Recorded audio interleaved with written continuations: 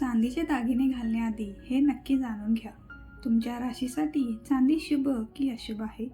नमस्कार मित्रांनो, तुम्ही चांदीची अंगठी, चेन, पैंजण, जोडवी, कड किंवा इतर कोणतेही चांदीचे दागिने वापरता का?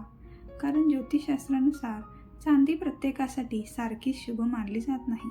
काही राशींसाठी चांदी मानसिक शांतता, सुख, समृद्धी आणि सकारात्मकता घेऊन येते असे मानले जाते, तर काही राशींसाठी ती संघर्ष, खर्च किंवा नात्यांमधील मतभेद वाढवू शकते असे पारंपरिक ज्योतिषशास्त्रात सांगितले जाते. विशेष म्हणजे अनेक लोक वर्षानुवर्षे चांदी वापरत असतात, पण त्यांच्या राशीसाठी ती शुभ आहे की अशुभ आहे हे त्यांना माहीतच नसते. त्याच्या परिणामांकडे त्यांचे लक्षच नसते. आणि या यादीत एक अशी रास आहे जिचे लोक नकळत चांदी वापरतात, पण त्यांना त्याचे परिणाम समजतही नाहीत.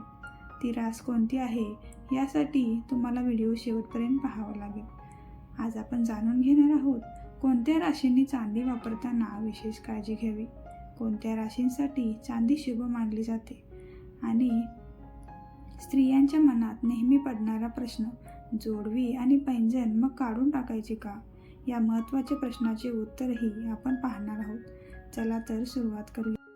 सर्वात आधी जाणून घेऊ की चांदीचा चंद्राशी काय संबंध, हा संबंध का जोडला जातो.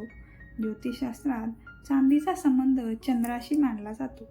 चंद्र हा मन, भावना, मानसिक शांतता आणि भावनिक संतुलनाचा कारक ग्रह आहे, तर चांदीचा स्वभावही शीतल मानला जातो. वैज्ञानिक दृष्टिकोनातून देखील पाहिले तर चांदीचा वापर शतकानुशतके घरातील चांदीची भांडी, नाणी आणि दागिन्यांमध्ये होत आला आहे, तर ज्योतिषशास्त्रात तिचा संबंध चंद्राशी जोडला जातो. यामुळे चांदी परिधान केल्याने मनाला स्थैर्य मिळते, भावनांमध्ये संतुलन येते आणि मानसिक शांती मिळते असे पारंपरिक मत आहे. सर्वात प्रथम आहे मेष राशी. मेष ही अग्नितत्वाची रास असून तिचा स्वामी मंगळ आहे. अनेकांना वाटते की मेष राशीच्या लोकांनी चांदी पूर्णपणे टाळावी, पण पारंपरिक ज्योतिषात चित्र थोडे वेगळे आहे. मेष राशीसाठी चांदी पूर्णपणे अशुभ मानली जात नाही, मात्र ती कशी आणि कोणत्या उद्देशाने वापरली जाते याला महत्त्व आहे. काही ज्योतिषीय मतांनुसार चांदीसोबत मोती धारण केल्यास शिक्षण, प्रेमसंबंध, सर्जनशीलता आणि मानसिक संतुलनात लाभ मिळू शकतो. यानंतर आहे वृषभ राशी.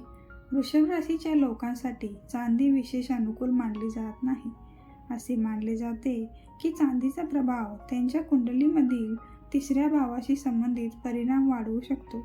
आता तिसरा भाव कोणता, तर हा तिसरा भाव संघर्ष, प्रयत्न आणि मेहनतीशी संबंधित असतो. त्यामुळे काही ज्योतिषीय मतांनुसार खूप मेहनत करूनही अपेक्षित फळ मिळण्यात अडथळे निर्माण होऊ शकतात. त्यामुळे वृषभ राशीने चांदी वर्ज्य करावी. यानंतरची राशी आहे सिंह राशी. सिंह राशीचा स्वामी सूर्यग्रह आहे. सूर्य आणि चंद्र यांची ऊर्जा वेगवेगळ्या स्वभावाची आहे. एक अग्नी तर दुसरा जलतत्वाचा आहे. म्हणून काही ज्योतिषीय मतानुसार सिंह राशीच्या लोकांनी चांदीचा अतिवापर केल्यास खर्च वाढणे, बचत कमी होणे किंवा आर्थिक प्रगती मंदावणे असे परिणाम जाणवू शकतात. तसेच मानसिक संतुलन देखील बिघडू शकते. त्यामुळे याचा विचार जरूर करावा. यानंतर आहे धनु राशी. धनु ही देखील अग्नितत्वाचीच राशी आहे. तिचा स्वामी गुरुग्रह मानला जातो. धनु राशीचे लोक साहसी, स्वतंत्र विचारांचे आणि वेगाने निर्णय घेणारे मानले जातात. अग्नितत्व आणि चंद्राशी संबंधित शीतल ऊर्जा यांच्यात स्वभाव भिन्नता असल्याचे ज्योतिषशास्त्र सांगते. त्यामुळे धनु राशीच्या काही लोकांना चांदी अपेक्षित लाभ देत नाही असे मानले जाते. मात्र हा नियम प्रत्येक व्यक्तीला सारखाच लागू होईल असे नाही. वैयक्तिक जन्मकुंडली अधिक महत्त्वाची असते. यानंतर पुढील राशी आहे मकर राशी. मकर राशीचा स्वामी शनी ग्रह आहे. काही पारंपरिक ज्योतिषीय मतानुसार चांदीचा प्रभाव मकर राशीच्या कौटुंबिक आणि वैवाहिक जीवनावर नकारात्मक परिणाम करू शकतो. यामुळे काय होतं तर गैरसमज वाढतात, मतभेद होतात किंवा नातेसंबंधांमध्ये दुरावा निर्माण होण्याची दाट शक्यता वाढते. त्यामुळे मकर राशीने देखील चांदी जास्त वापरू नये. मग तुम्ही म्हणाल की आता उर्वरित राशींचं काय? त्यामध्ये मिथुन राशी. मिथुन राशीसाठी चांदी सामान्य स्वरूपाचे परिणाम देते. असे मानले जाते. योग्य प्रमाणात वापरल्यास मानसिक एकाग्रता वाढण्यास मदत होऊ शकते. यानंतर आहे कन्या राशी. कन्या राशीच्या लोकांसाठी चांदी ना फार शुभ आहे ना फार अशुभ आहे. ती त्यांना समप्रमाणात सामान्य परिणाम देते. परिणाम वैयक्तिक कुंडलीनुसार सुद्धा बदलू शकतात. तुमच्या राशीतील चंद्राचे स्थान कुठे आहे यावर देखील खूप काही असते. यानंतर तूळ राशी. तूळ राशीच्या लोकांसाठी चांदीचे परिणाम सामान्यतः संतुलितच मानले जातात. हे परिणाम वैयक्तिक कुंडली आणि ग्रहस्थितीवर देखील अवलंबून असतात. यानंतरची राशी म्हणजे कुंभ राशी. कुंभ राशीसाठी चांदीचे परिणाम मिश्र स्वरूपाचे मानले जातात. म्हणून चांदीचा वापर संतुलित प्रमाण करणे योग्य मानले जाते. कारण की अतिवापर केल्याने तुमचाही राशी शनी असल्याने मतभेद जाणवू शकतात. यानंतर सर्वात महत्त्वाचा प्रश्न आपण पाहणार आहोत की स्त्रियांनी जोडवी आणि पैंजण काढावेत का? हा व्हिडिओ पाहिल्यानंतर अनेक महिलांच्या मनात प्रश्न येऊ शकतो. माझी रास सिंह, धनु किंवा मकर असेल तर मी जोडवी आणि पैंजण घालणे बंद करावे का? याचा काही संबंध आहे का?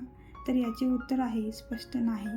कारण भारतीय परंपरेत जोडवी आणि पैंजण हे फक्त दागिने नाहीत.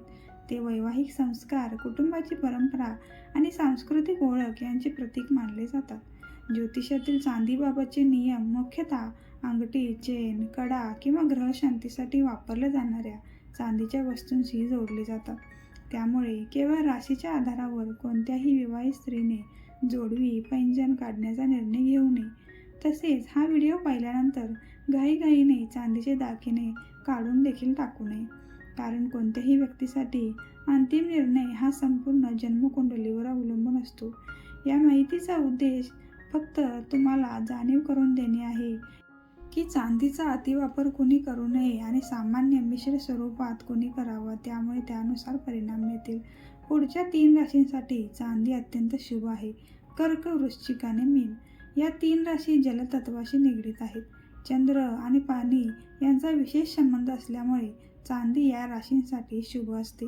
मानसिक शांतता, भावनिक संतुलन आणि सकारात्मकता वाढवण्यासाठी या राशींच्या लोकांना चांदीचा लाभ होऊ शकतो. चांदीचे इतर पारंपरिक महत्त्व आपण जाणून घेऊ. ज्योतिषशास्त्रात चांदीचा मुख्य संबंध चंद्राशी आहे. मात्र काही पारंपरिक मान्यतांमध्ये चांदीचा संबंध सौंदर्य, आकर्षण, वैवाहिक सौंदर्य आणि ऐश्वर्याशी देखील जोडला जातो. आणि याच कारणामुळे अनेक घरांमध्ये चांदीची भांडी वापरण्याची परंपरा आजही दिसून येते. तसेच चांदीचे दागिने हे केवळ अलंकार नव्हे तर शुभतेचे प्रतीक म्हणूनही पाहिले जाते. काही ठिकाणी लहान मुलांना चांदीचे अलंकार घालण्याची परंपरा देखील आढळते. मात्र लक्षात ठेवा, कोणत्याही धातूचा परिणाम हा वैयक्तिक कुंडली, श्रद्धा आणि जीवनशैली यावर देखील अवलंबून असतो, असे ज्योतिषशास्त्र मानते. आता पाहू थोडा पुराणाशी संबंध. महादेवाशी चांदीचा काय संबंध? पौराणिक मान्यतेनुसार चांदी भगवान शिवाशी संबंधित आहे. अनेक भक्त सोमवारी चांदीच्या पात्रातून शिवलिंगावर जलाभिषेक करतात. ही श्रद्धेची बाब आहे आणि यामुळे मनाला समाधान आणि सकारात्मकता मिळते. मानसिक शांतीसाठी हा उपाय एकदम उत्तम आहे. तर मित्रांनो, आपल्या संस्कृतीमध्ये चांदी ही केवळ एक धातू नाही, तर श्रद्धा, परंपरा आणि भावनांशी जोडलेली एक महत्त्वाची बाब आहे. लक्षात ठेवा, कोणताही दागिना किंवा धातू आपल्या मेहनतीची, चांगल्या कर्माची आणि योग्य निर्णयांची जागा घेऊ शकत नाही. म्हणून या माहितीचा उपयोग मार्गदर्शन म्हणून करा. तुमची रास कोणती आहे आणि तुम्ही चांदीचे दागिने वापरता का? तुमचा अनुभव कमेंटमध्ये नक्की सांगा. आणि हो, कोणत्या राशींनी सोन्याचे दागिने वापरू नयेत हा व्हिडिओ आपण आधीच चॅनेलवर उपलब्ध करून ठेवला आहे. तो अजून पाहिला नसेल तर त्याची लिंक मी डिस्क्रिप्शनमध्ये दिली आहे. तो जाऊन नक्की पहा. तसेच अनेक जण विचारतात की माझ्या राशीसाठी नेमका कोणता धातू शुभ मानला जातो, सोनं, चांदी की तांब? याबद्दलचा सविस्तर व्हिडिओ आपण लवकरच घेऊन येत आहोत. व्हिडिओ आवडला असेल तर लाईक करा, शेअर करा आणि चॅनलला सबस्क्राईब करायला विसरू नका. तोपर्यंत स्वतःची काळजी घ्या. हर हर महादेव.